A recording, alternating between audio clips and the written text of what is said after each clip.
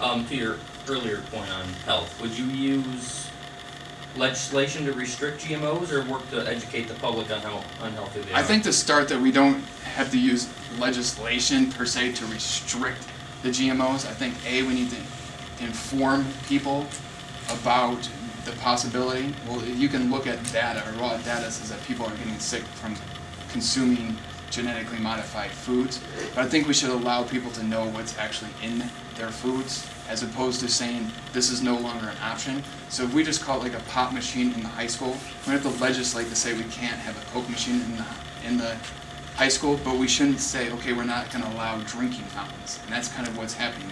The Coke machine would dictate, okay, we're not going to make water available. So we need to educate people that your body runs on water, it doesn't run on Coke. Whether your body runs on natural plants, it doesn't run on genetically modified, genetically engineered plants that are full of pesticides, high amounts of fertilizers, and compounds that we do not know yet what exists. So the population's been used as a giant experiment. And we're dumping high amounts of chemicals on them. That's also flooding into our environment. It's one of the highest pollution contributors as well. Unfortunately, we're fighting global climate change, and carbon dioxide is a carcinogen in our atmosphere.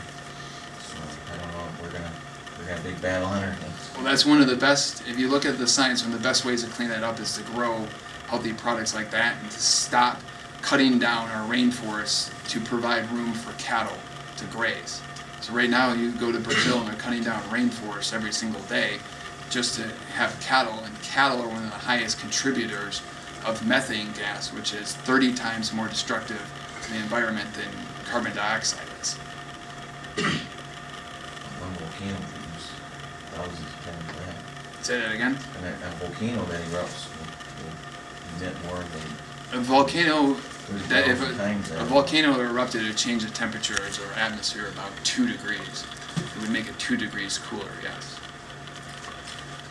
The CO2 that, what was the big one back in the 1800s or early 1900s? Vesuvius? No.